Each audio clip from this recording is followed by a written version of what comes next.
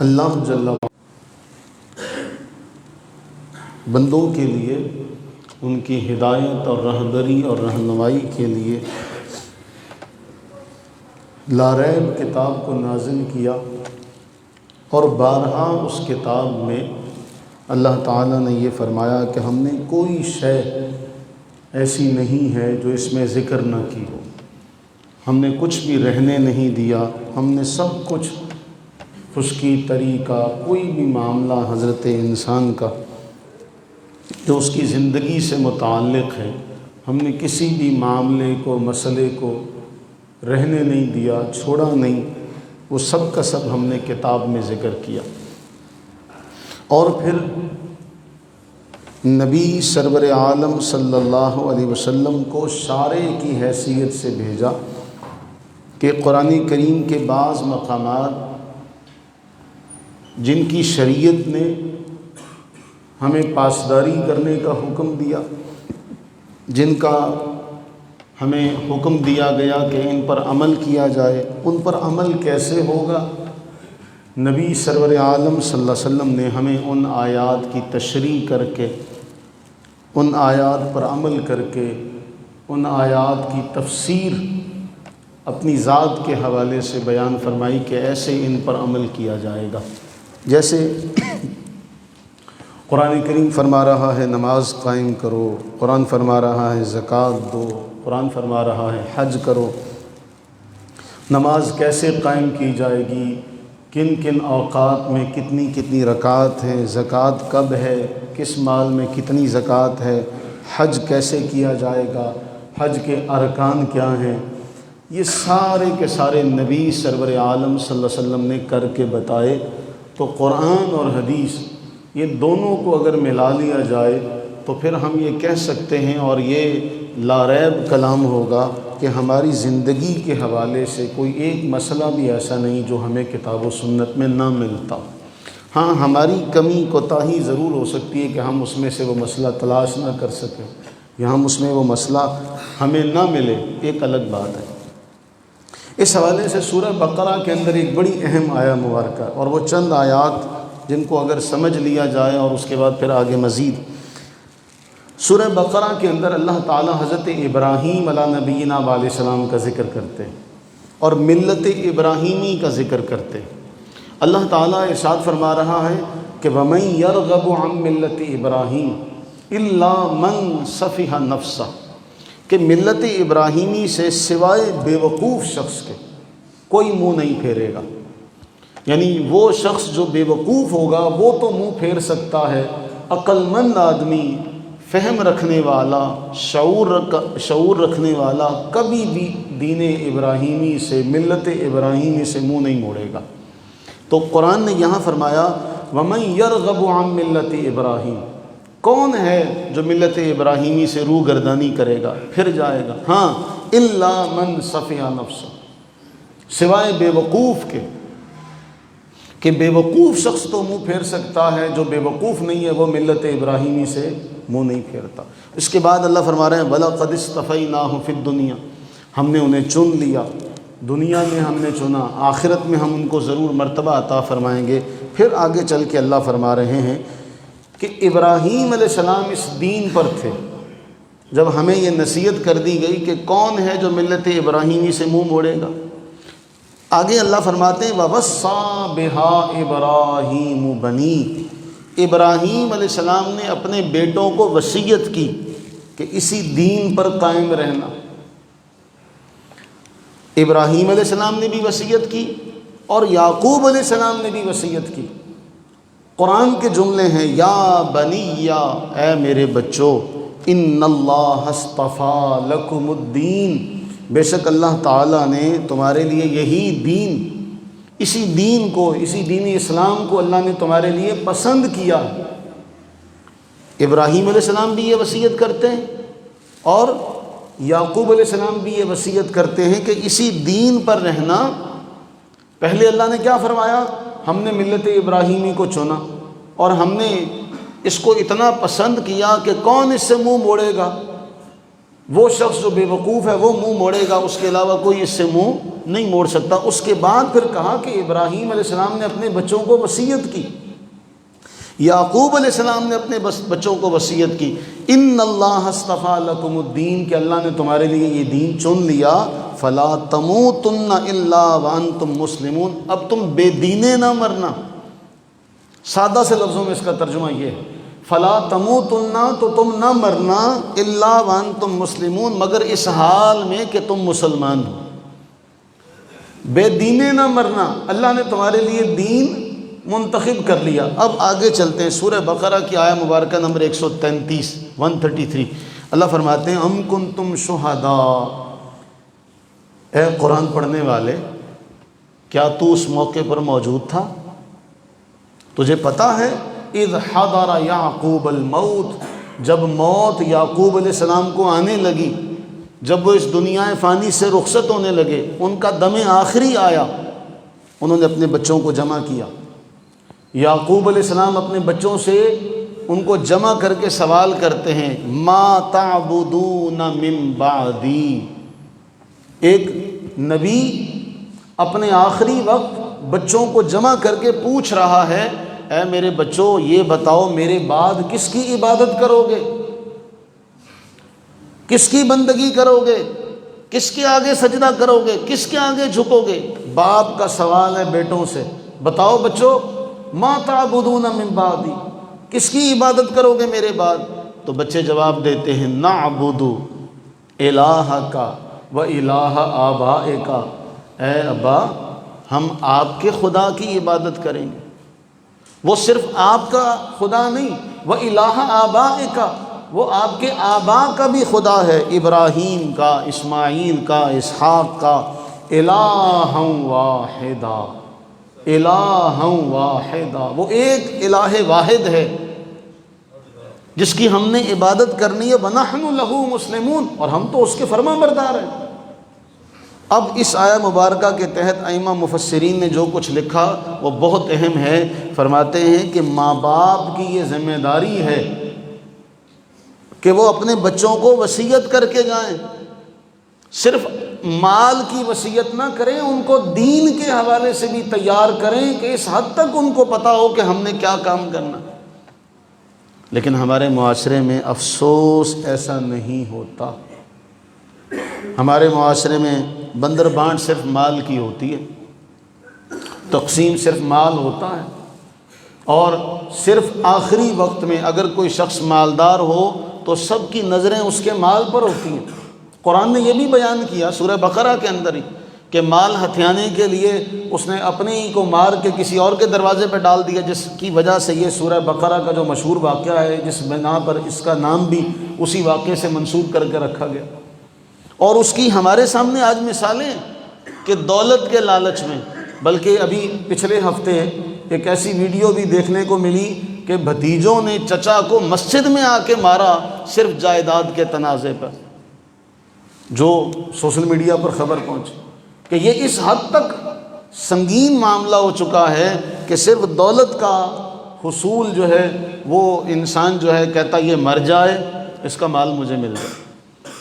بہر طور یہاں ہمیں ایک معاملہ اور ایک سبق جو ملا وہ یہ ملا کہ یعقوب علیہ السلام کا آخری وقت ہے، اور آخری وقت وہ بچوں کو وہ سبق دے رہے ہیں، بچوں سے وہ بات پوچھ رہے ہیں جس کا ان کی ساری زندگی اور آخرت سے تعلق ہے۔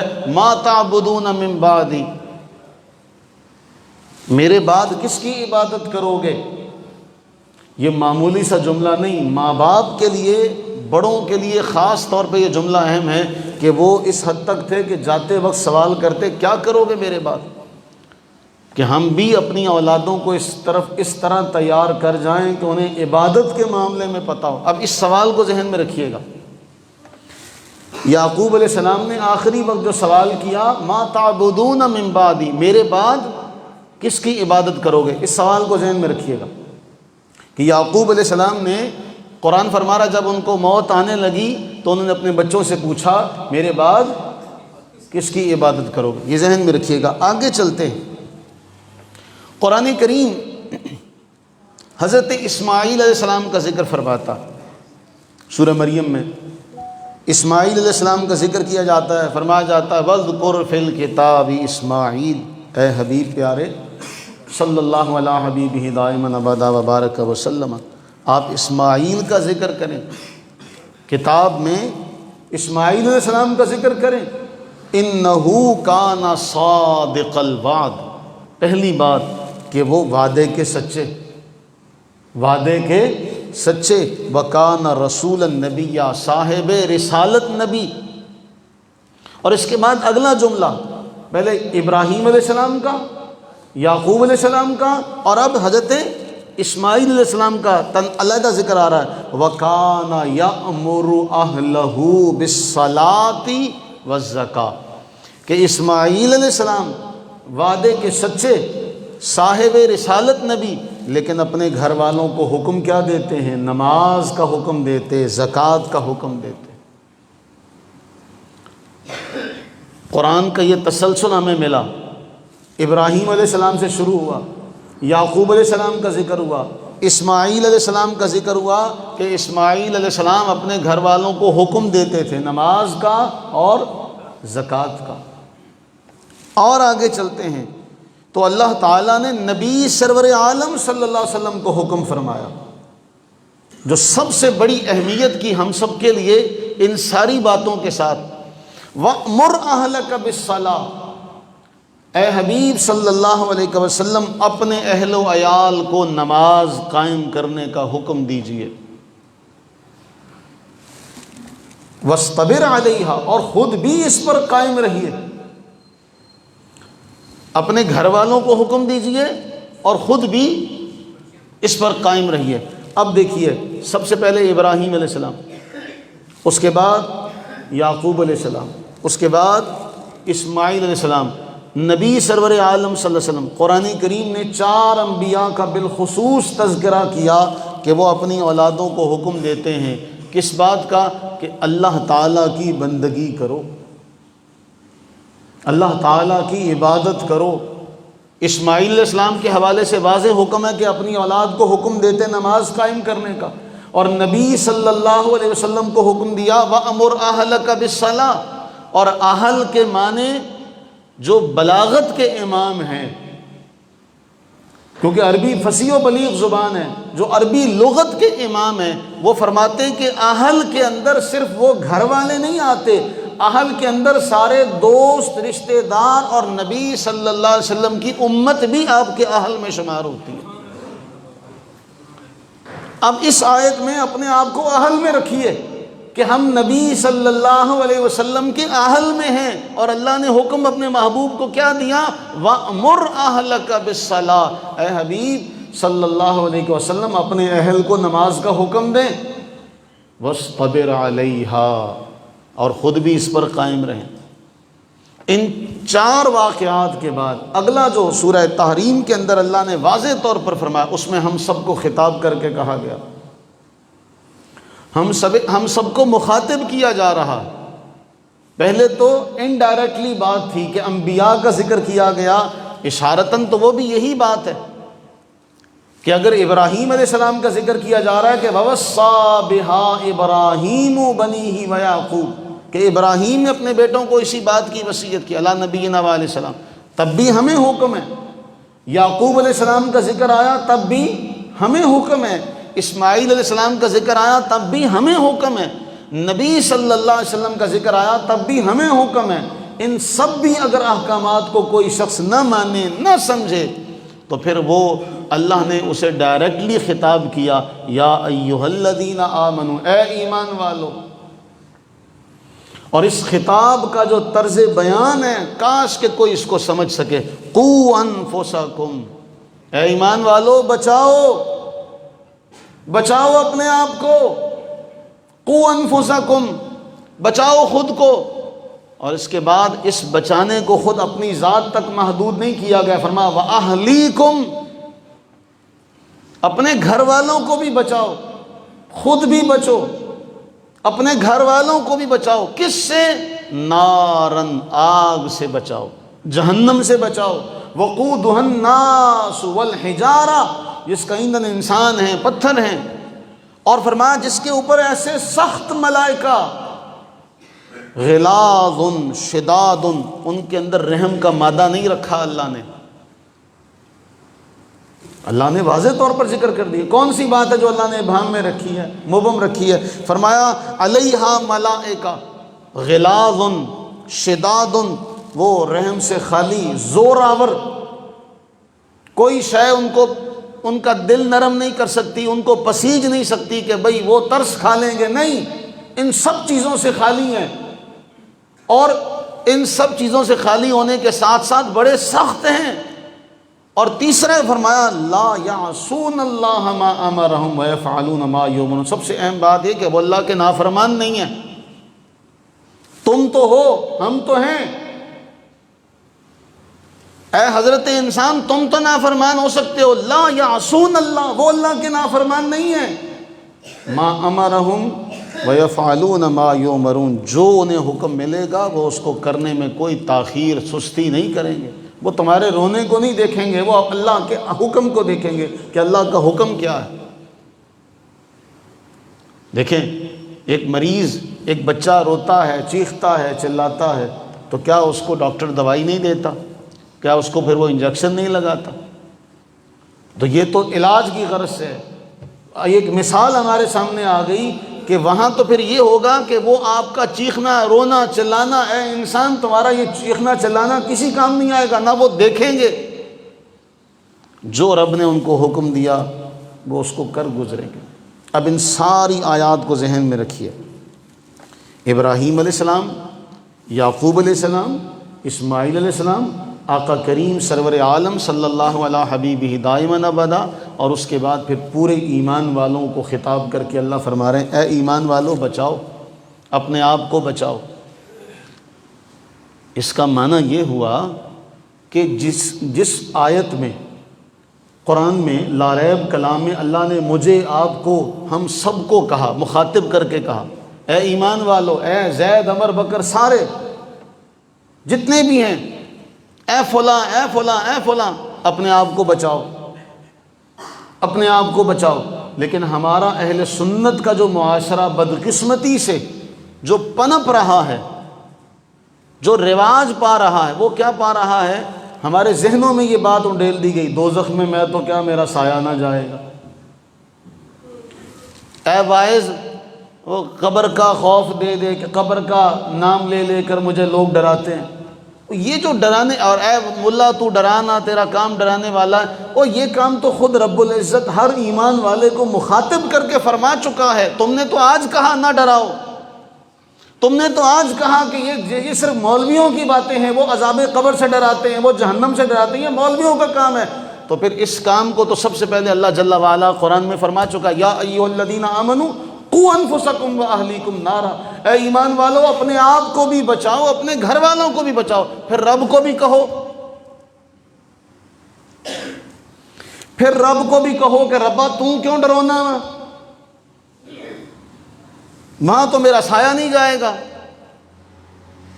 تو یہ تو سب سے پہلے اللہ جل وعلا نے قرآن میں مخاطب کر کے ایک ایک ایمان والے کو علیحدہ سے مخاطب کر کے کہا اے ایمان والے تو اپنے آپ کو بھی بچا، نہ صرف اپنے آپ کو، اپنے گھر والوں کو بھی بچا۔ اب اس ایک آیت کے اس ٹکڑے کو ذہن میں رکھیے، ہم بھی معاشرے میں ہیں، آپ بھی دیکھ رہے ہیں، ایک شخص نمازی ہے، ایک شخص نمازی ہے، وہ دین کے معاملات جانتا ہے، بدقسمتی سے اس کی اولاد اس کی طرف نہیں آتی۔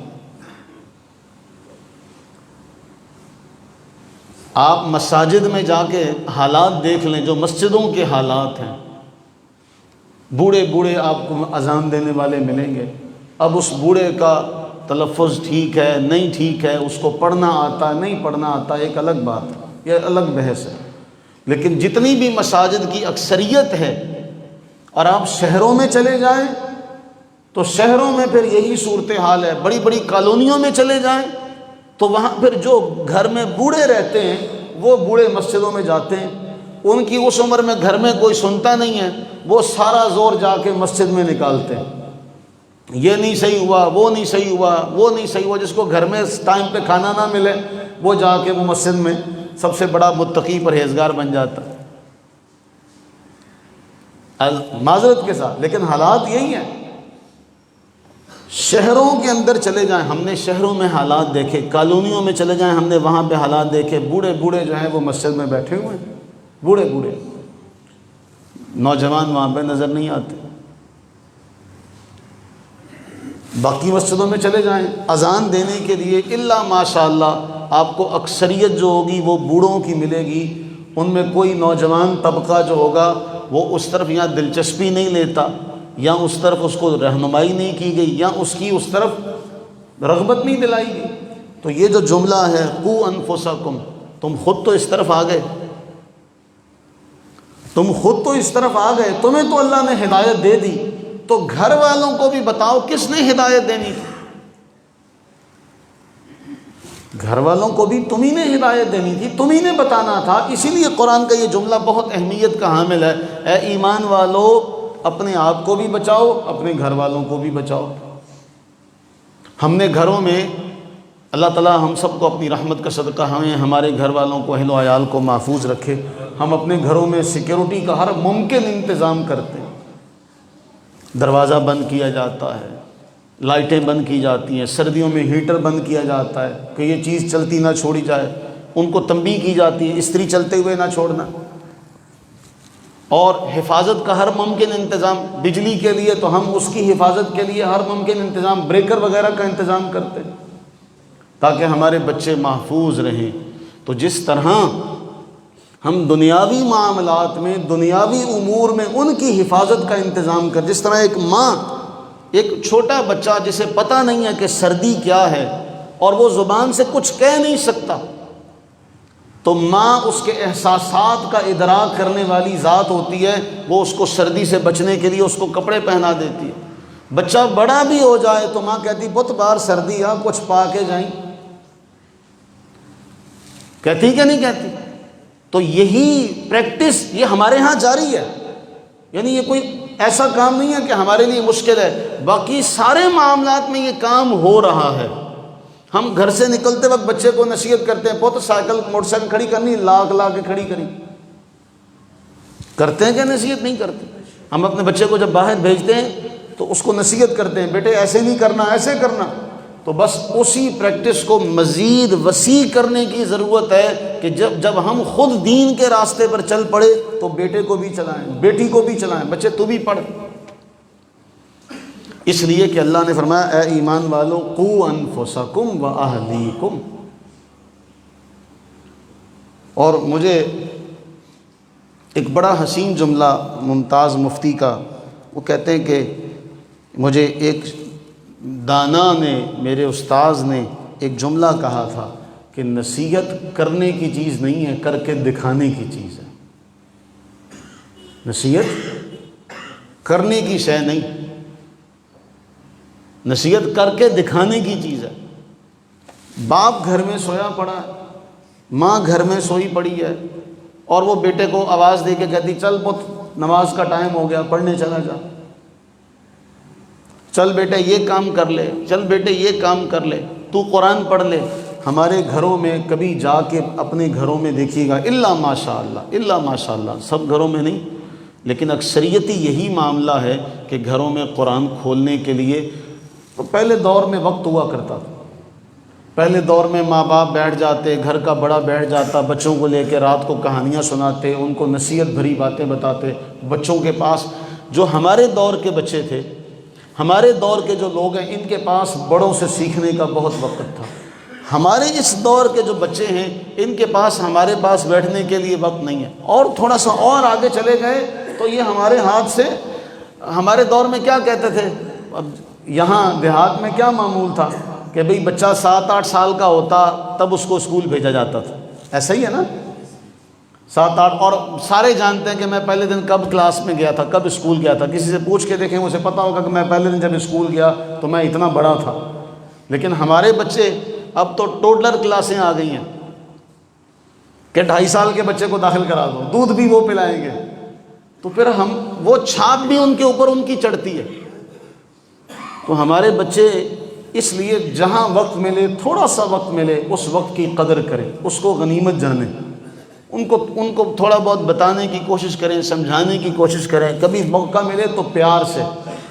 اب ہم کیا کریں، اولاد کے حقوق پر جمعہ پڑھا دیں تو ماں باپ ناراض، ماں باپ کے حقوق پر جمعہ پڑھا دیں تو اولاد ناراض، میاں کے حقوق بتا دیں تو بیوی ناراض، بیوی کے حقوق بتائیں تو شوہر ناراض۔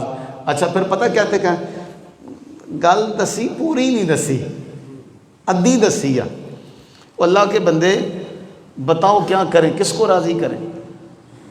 یہاں ایسا معاملہ ہے کہ ہم کسی کو راضی کر نہیں سکتے، اور ہم تو کہتے ہیں دونوں جگہوں پر معاملات ہیں، اور ہم شکایت ضرور کرتے ہیں۔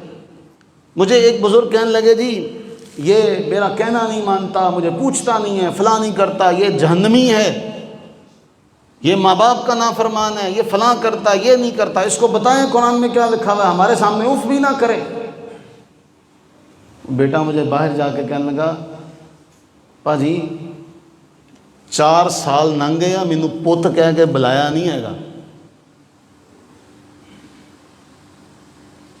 اب میں اس اف کہنے والے کو بتاؤں کہ تو نے قرآن میں صرف اپنے حقوق پڑھے تھے، جو اولاد کے حقوق تھے وہ کس نے پڑھنے تھے؟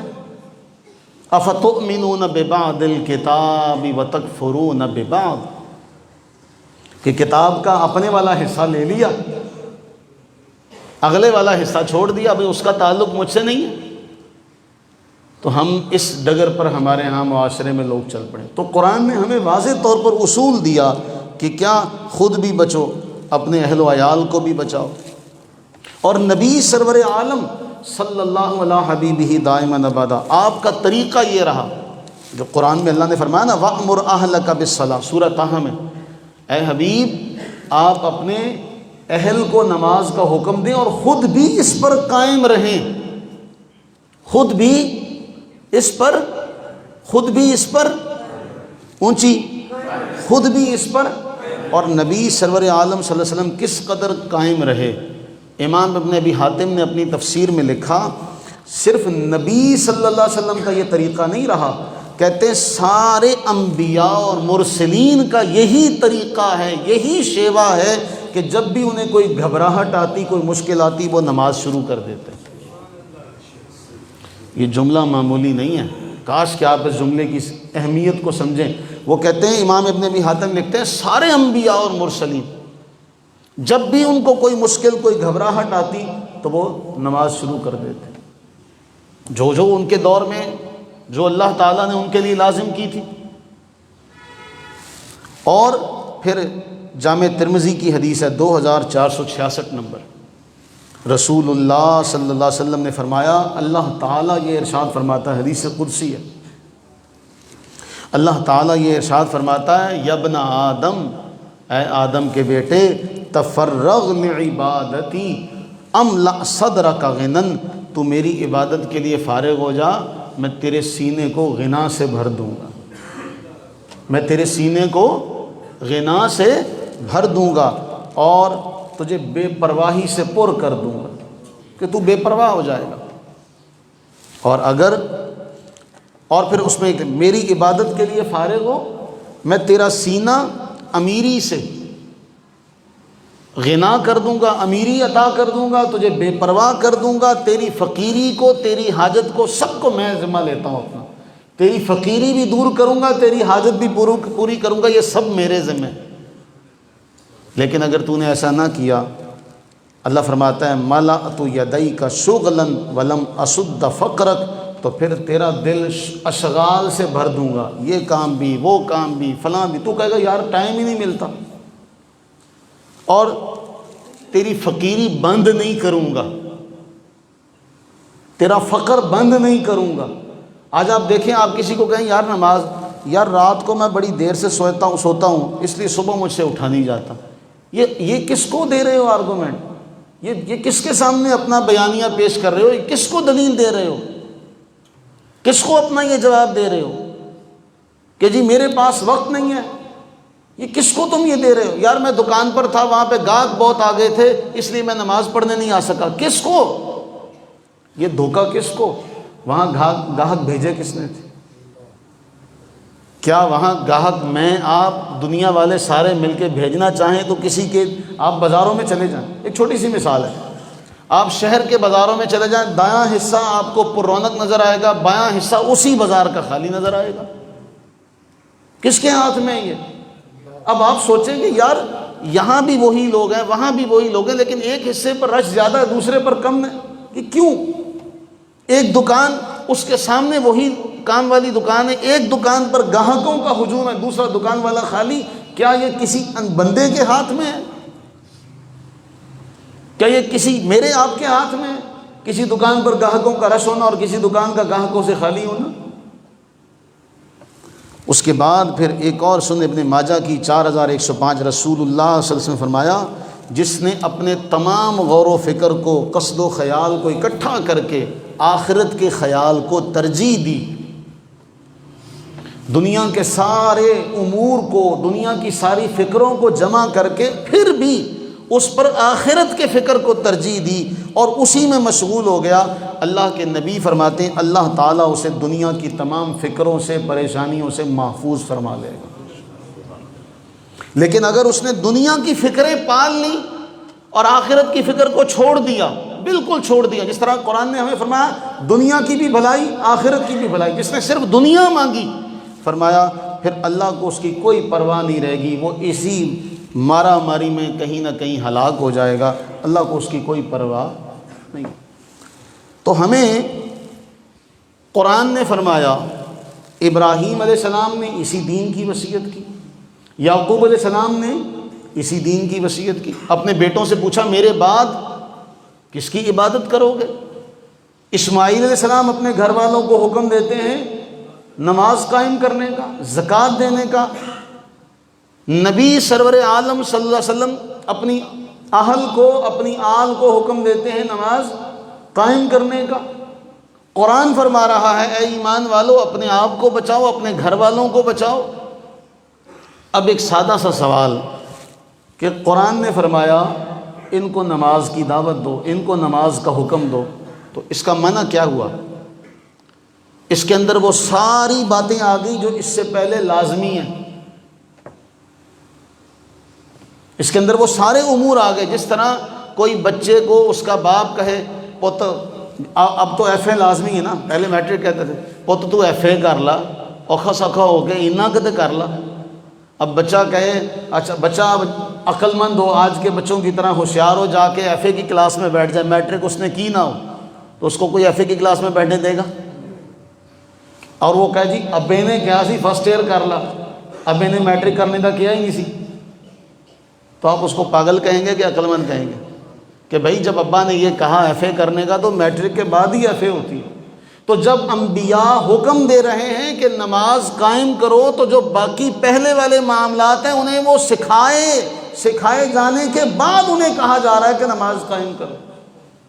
ہمارا بچہ جوان ہوتا ہے، معذرت کے ساتھ ہمارے بچے کو اکثریت آپ نے بھی دیکھا ہوگا، جو بچوں والے ہیں وہ اس بات کو جانتے ہیں، مائیں پرواہ نہیں کرتی بچہ کھڑا ہو کے پیشاب کر رہا ہے، بچہ بعد میں طہارت بھی کرتا ہے، وہ شرمگاہ دھوتا بھی ہے کہ نہیں دھوتا، اس بات کی پرواہ نہیں کرتے۔ وضو کیسے کرنا ہے وہ خود تو سوئے پڑے، بیٹے کو کہہ دیا وہ ویسے ہی 2-4 ہاتھ مارے گا اور 2-4 بس منہ پہ ہاتھ مارا، ہاتھ دھویا اور چلا گیا پڑھنے، نہ اس کو وضو کرنے کا طریقہ بتایا جو سکھانے کی عمر ہے۔ کچھ باتیں ہوتی ہیں جو سکھانے والی عمر میں ہوتی ہیں، اس کو جو سکھانے کی عمر تھی وہ کیا تھی؟ اس وقت اس کو بتایا جاتا بیٹے وضو ایسے کرنا ہے، اس کو وضو کے احکامات نہیں بتائے۔ ہم نے آج تک کیا اپنے بیٹے کو کبھی بٹھا کے بتایا کہ بیٹے وضو میں 4 فرض ہوتے ہیں؟ معذرت کے ساتھ کبھی ہم نے اپنی اولادوں کو یہ بتانے کی زحمت کی کہ بیٹے وضو ایسے کیا جاتا ہے، دیکھو میں تمہارے ساتھ بیٹھ کے وضو کرتا ہوں، یہ چیزیں وضو میں فرض ہیں، ایسے کیا جائے گا، پہلے بسم اللہ پڑھی جائے گی۔ کبھی ہم نے اپنے بچے کو جو بلوغت کے مسائل ہیں، کبھی ہم نے اپنے بیٹے کو یا بیٹی کو بتائے ہوں کہ غسل فرض کیسے ہوتا ہے اور غسل فرض کا طریقہ کیا ہے، اور اگر یہ نہ کریں تو اس کا گناہ یہ ہوتا ہے؟ ہم نے چیزیں کبھی نہیں سکھائیں، معاملات نہیں بتائے، پاکی ناپاکی کے۔ ہماری بیٹیاں جوان ہو جاتی ہیں لیکن انہیں اپنی طہارت کے مسائل کا پتہ نہیں ہوتا، بتائیے اس کا گناہ کس کے سر پہ ہوگا؟ لڑکوں کو بچوں کو غسل کے معاملات کا پتہ نہیں ہوتا تو اس کا گناہ کس کے سر پہ ہوگا؟ جبکہ قرآن میں آپ دیکھیں تو قرآن تو آپ سورہ احزاب اٹھا کے دیکھیں، سورہ نور اٹھا کے دیکھیں، اللہ نے سارے احکامات بیان کیے۔ کسی کے گھر جاؤ اجازت مانگو، وہاں زیادہ دیر نہ بیٹھو، اللہ نے یہ سارے احکامات خود بتائے۔ جب اللہ تعالیٰ یہ احکامات بیان کر رہا ہے تو اللہ فرما رہا ہے محبوب میں حق کہنے سے شرماتا نہیں ہوں، میں تو حق کہتا ہوں۔ اللہ تعالیٰ نے وہ بات کہی۔ شرمگاہ دھونے کا طریقہ نبی سرور عالم صلی اللہ علیہ وسلم نے ایک ایک طریقہ بتایا، ناپاکی کا ایک ایک مسئلہ۔ آپ کتب حدیث اٹھا کر دیکھیں، قرآن اٹھا کے دیکھ لیں، آپ کو قرآن میں عورت کی ناپاکی کے حوالے سے، پاکی کے حوالے سے، مرد کی پاکی اور ناپاکی کے حوالے سے آپ کو واضح احکامات ملیں گے۔ سورہ مائدہ میں جہاں وضو کا تذکرہ ہوا، سورہ بقرہ میں جہاں عورتوں کے ایام کا ذکر ہوا، وہاں یہ سارے مسائل موجود ہیں۔ وہاں ان سب مسائل کو اللہ نے ذکر کیا۔ نبی سرور عالم صلی اللہ علیہ وسلم نے جب تفسیر بیان کی، ان سب مسائل کو ایڈریس کیا، ان سب مسائل کو سمجھایا۔ ہمارے بچے کو یہ نہیں پتہ ہوتا کہ کسی کے گھر جانا ہے دروازہ بجا کے اگر بچے کو یہ سکھایا جائے، بیٹے کسی کے گھر جاتے ہیں دروازہ بجا کے جاتے ہیں، پہلے جا کے سلام کرتے ہیں۔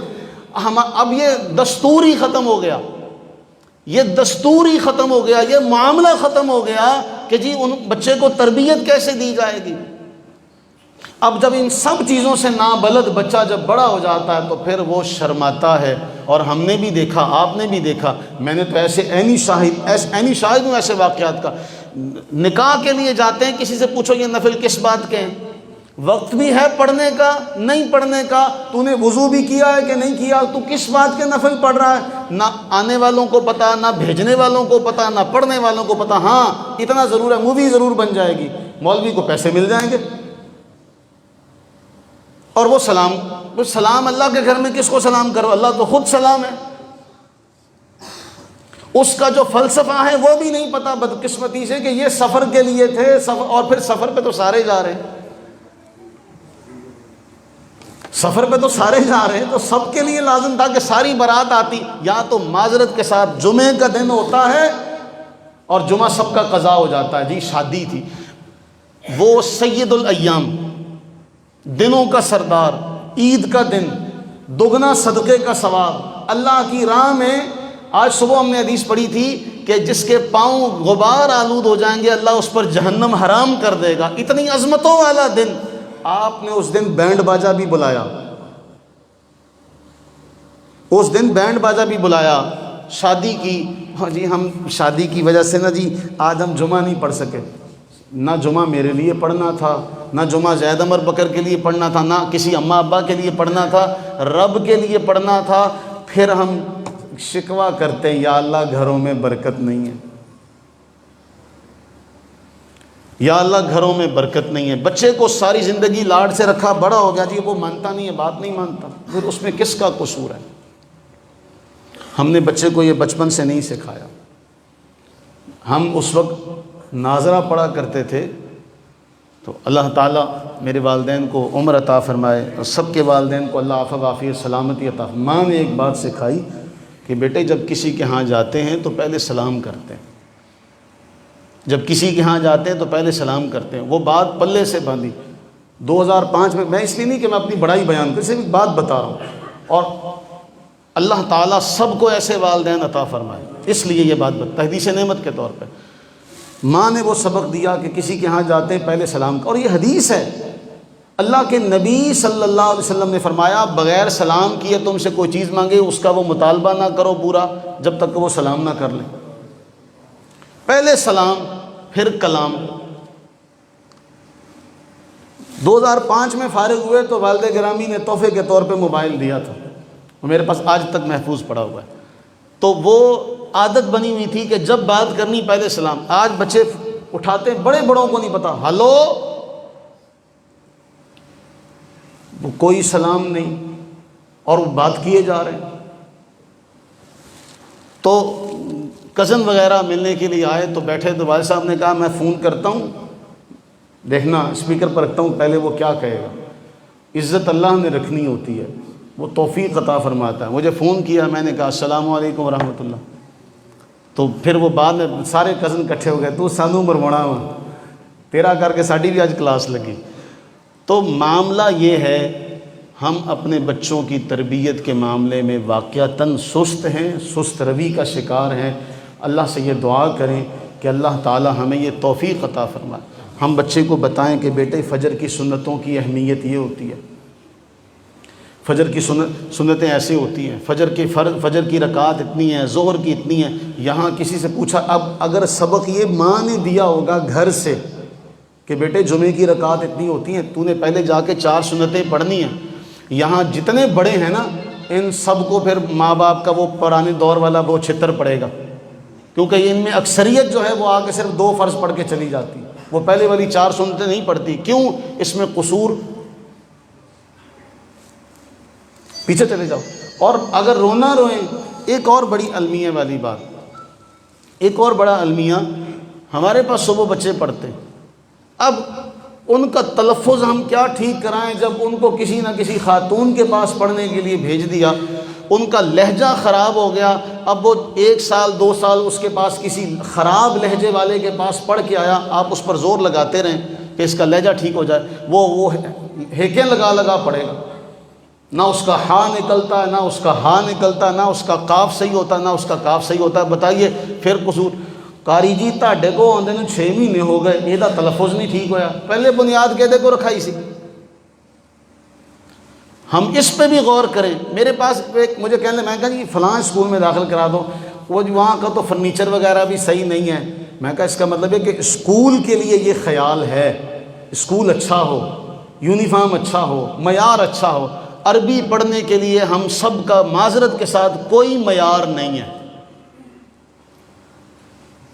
میں اپنے تجربے کی بنیاد پہ یہ بات کر رہا ہوں، اس کو آپ میں سے غلط کوئی ثابت کرنا چاہے تو بڑے شوق سے کرے، میں ثبوت دینے کو تیار ہوں۔ کوئی معیار نہیں، یہ 23 سال کے تجربے کے بعد یہ بات کہہ رہا ہوں کہ کوئی معیار نہیں، لاگے بھیج دو، صبح اٹھنا نہ پڑے۔ اچھا صبح وہی کوئی آپ پہ فرض نہیں ہے، وہ صبح اچھا پا جی تسی بچے پڑھاؤنے ہیں؟ ہاں جی پڑھاتا ہوں۔ کب پڑھاتے ہیں؟ فجر کے بعد۔ دنے نہیں پڑھاؤ دے؟ کیوں؟ ہو جی اس ٹائم تے اٹھدا ہی کوئی نہیں۔ کس سے بات کی جا رہی ہے؟ کیا کہہ رہے ہو؟ کس نماز کے بارے کہہ رہے ہو کہ اٹھتا ہی کوئی نہیں؟ کون سی نماز؟ اگر اس کا مطلب یہ ہوا کہ تم وہ نماز ہی نہیں پڑھتے تو شیطان کا پیشاب تو تمہارے کانوں میں ہر روز پڑتا ہے، اور خبیث النفس ہو کے اٹھتے ہو، سارا دن پلید پھرتے ہو، ہر جگہ پلیدی پھیلاتے ہو، پلیدو۔ ایسے بچے کو 2-3 دن ماں مسلسل کہنا ہو پلید، تو نے صبح نماز نہیں پڑھی، تو سارا دن خبیث رہے گا۔ بچوں کو ڈراتے نا ہم کہ جھوٹ بولے گا تو رات کے وقت کوئی زبان کاٹ جائے گا، بچہ جھوٹ نہیں بولتا ہے نا ایسا۔ چھوٹے بچے کو آپ ڈرا دیں، تو ہن گال کٹی نا، دیکھی کوڑا تیری زبان تے کسی نے رات نو رکھ دینا، تیری زبان کٹی جانی ہے، وہ ڈر کے مارے گالی نہیں دیتا۔ اگر بچپن سے یہی اس کو سکھایا گیا ہو کہ پت فجر نہ پڑھی تے شیطان نے تیرے کان سے پیشاب کر کے چلا جانا، تو خبیث النفس رہنا، سارا دن پلید رہیں گا سارا دن، پھر وہ دیکھیے اٹھتا ہے کہ نہیں اٹھتا۔ لیکن کہے گا کون؟ کہے گا کون؟ کہہ کون رہا ہے جو خود اس کا شکار ہے؟ اللہ سے دعا فرمائے اللہ تعالی ہمیں ان تمام خرافات سے محفوظ رکھے، آمین ثم آمین، وما علینا الا البلاغ المبین۔